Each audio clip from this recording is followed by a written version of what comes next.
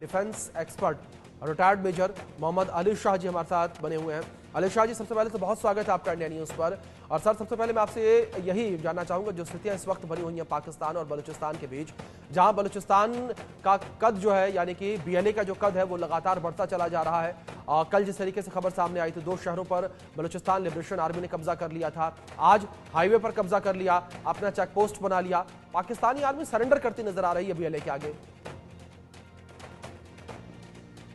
पाकिस्तान के अंदर अभी इस टाइम पे एज वी स्पीक अभी अफरा तफरी मची हुई है। वहां पर इनको खुद नहीं मालूम है कि क्या हो क्या रहा है पाकिस्तान। तो मेरा मचा हुआ है, बिल्कुल मेरे से बदतर है वहां के हाल। वहां पे पीएलए ने इनके नाक में दम कर रखा है, इनका जीना मुश्किल कर रखा है वहां पर उनके chief of army staff general Asim Munir की जिंदगी बहुत ही मुश्किल हो गई है। वो डर रहे हैं और डर के बंकर में छुप गए थे कुछ दिन चंद एक रोज। ललकार लगाई यहाँ से हिंदुस्तान से, तब जाकर निकल कर आए अपने बिल में से, एक टैंक के ऊपर खड़े हो गए। और टैंक भी कैसी, टैंक की एक स्टार प्लेट लगी हुई थी, स्टार प्लेट 4 स्टार की। अभिषेक भाई, स्टार जी प्लेट एक गाड़ी में लगी लगती है, स्टाफ कार में तकरीबन। चीफ ऑफिसर की चार चार चार प्लेट लगती हैं, 4 स्टार लगते हैं। लेफ्टिनेंट जनरल के 3 स्टार, मेजर जनरल के 2 स्टार, ब्रिगेडियर का 1 स्टार। यहाँ पर टैंक, बकायदा टैंक पे आपको लग रहा है, वो एक वीडियो जो हुआ है कि वो, अब आप देखिए पाकिस्तान आर्मी के खिलाफ अनरेस्ट शुरू हो रहा है, चिंगारी भड़क रही है पाकिस्तान के अंदर। यहाँ की पुलिस फेवर नहीं कर रही है।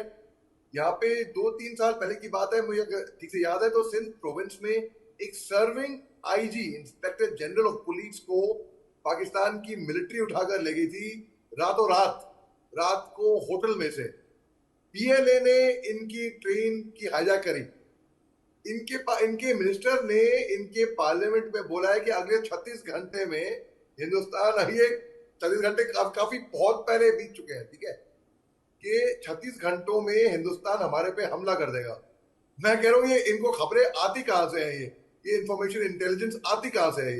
अगर इतनी इंटेलिजेंस इनको आनी थी, इनको ट्रेन जाफर एक्सप्रेस जो हाईजैक हुई थी उसकी खबर क्यों नहीं मिली? जी उसकी इंटेलिजेंस क्यों नहीं मिली? उसके अलावा अभी जो पाकिस्तान के अंदर हो रहा है अनरेस्ट, इसका अंदाजा क्यों नहीं हुआ? तो बेसिकली इन लोगों ने क्या करा है, इन लोगों ने आतंकवाद उग्रवाद को बढ़ावा दिया है। अब देखिए, जो इनके मिनिस्टर ने इनके पार्लियामेंट में बोला है कि क्या जरूरत थी हमको मुजाहिद पैदा करने की, आज की तारीख में वही मुजाहिद हमारे पे भारी पड़ गए हैं।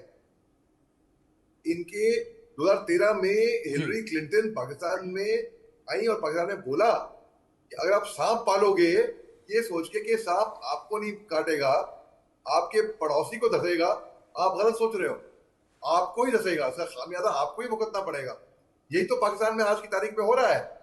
इनके पूर्व राष्ट्रपति थे जी जुल्फिकर अली भुट्टो, ये इतने पावरफुल बन गए थे कि जी पूरा पाकिस्तान इनको डैडी डैडी के नाम से बोलने लग गया था। जी ये इन्होंने कहा था कि पाकिस्तानी घास खा लेंगे लेकिन एटम बम जरूर बनाएंगे भैया। जी आज की तारीख में पाकिस्तान लेकिन न्यूक्लियर अली शाह जरूर जी, है। जिस तरीके से आप जिक्र कर रहे हैं, जिस तरीके से बड़े बड़े दावे देखने को मिले, मैं अगर आज की बात करूं, आज के समय में भी यही बड़े दावे देखने को मिल रहे हैं, जहां आसिम मुनीर ये कह रहे हैं कि चाहे कुछ भी हो जाए हम भारत को मुंह तोड़ जवाब देंगे। गीदड़ भभकियां निकलकर सामने आ रही हैं, लेकिन जो कुछ अनट्रेंड लड़ाके हैं बीएलए के, उनके सामने ही पाकिस्तानी आर्मी घुटने टेकती नजर आ रही है। जब आर्मी के ट्रेंड जवान भारत के होंगे सामने, तब क्या होगा? अभिषेक भाई, मैं आपको एक बड़ा दिलचस्प वाक्य बताता हूँ 30 सेकंड जी में। जी ये वाक्य है सन 2003 का। मैं स्वयं एक लेफ्टिनेंट साहब था, मैं लाइन ऑफ कंट्रोल पे था, महज 30 मीटर के फासले पे था मैं पाकिस्तानी की पोस्ट से। यहाँ पर हमारा झंडा, आखिरी पोस्ट हिंदुस्तान की, और यहाँ पर जी उनका पहला पोस्ट।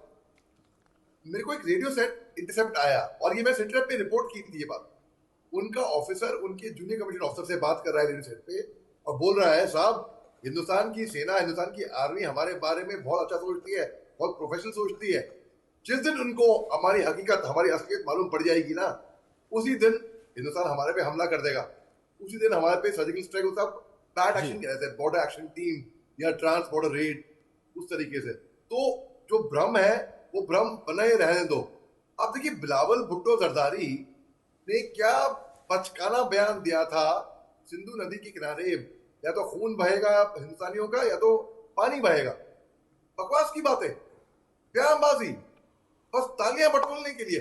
अगले दिन इसने अपने परिवार को कनाडा निकाल दिया। जी पाकिस्तान के जनरल और मंत्री भेज रहे हैं अपने परिवार को, रफा दफा कर रहे हैं पाकिस्तान से बाहर कि भैया वेस्टर्न कंट्रीज, यूरोप, लंदन कहीं पे जाओ, यहां से निकलो, कुछ पता नहीं कब हिंदुस्तान हमारे पे हमला कर दे। अच्छी बात है, इनको डर बना रहे, इनको वो डर सता रहा है, वही डर काटते रहे, इनको बिलबिलाते रहे। इनको मालूम नहीं कब क्या कैसे क्या हिल गए, छटपटा गए, कब क्या हो जाएगा इनके साथ। जी तो अच्छी बात है, पाकिस्तान को अभी टेंडर हुक्स कि भाई अपने नेल बाइटिंग, अपने के भी होने वाला है क्या, अगला अगला क्या, सस्पेंस में रहने दो। जी क्योंकि जो एलिमेंट ऑफ सरप्राइज होता है वो किसी भी हमले में बहुत जरूरी है। हम इनको तब मारेंगे जब इनको बिल्कुल उम्मीद नहीं होगी, बिल्कुल और इनको अपने टाइम से, बिल्कुल। अपने समय से आप आलिश शाह जी, जी। जिस तरीके से आपने जिक्र किया कि हम तब अटैक करेंगे जब इन्हें बिल्कुल भी उम्मीद नहीं होगी, लेकिन अगर इस बीच बात की जाए पाकिस्तान की फजीहत को लेकर, तो किस तरीके से पाकिस्तान जो है वो चौतरफा घिरता नजर आ रहा है। क्योंकि आज जिस तरीके से भारत पाकिस्तान की जो टेंशन है वो लगातार बनी हुई है। दूसरी ओर अगर बात करें हम टीटीपी को लेकर, तो टीटीपी के लड़ाके भी लगातार हमले करते नजर आ रहे हैं पाकिस्तानी आर्मी के ऊपर, और बीएलए को लेकर हम चर्चा कर ही रहे हैं। अब बिल्कुल देखिए, पाकिस्तान लिबरेशन, ये बलूचिस्तान लिबरेशन आर्मी जो है पाकिस्तान के ऊपर इतनी भारी पड़ गई है कि पाकिस्तान से लेके कनाडा तक पता नहीं कौन अज्ञात गनमैन आते हैं, या तो मोटरसाइकिल पे आएगा या तो कोई इनको गोली मार देगा। इनके जितने भी नापाक वहां के लोग हैं, वहां के उग्रवादी, आतंकवादी, दहशतगर्दी, जी जी 420 जो करते हैं, जो क्रिमिनल्स हैं वहां के, तो जितने भी गलत लोग हैं उनका सफाया कर रही है। कोई कोई तो है, कोई एक ऐसी फोर्स है, कोई एक ताकत है जो वहां पे गलत लोगों का सफाया कर रही है।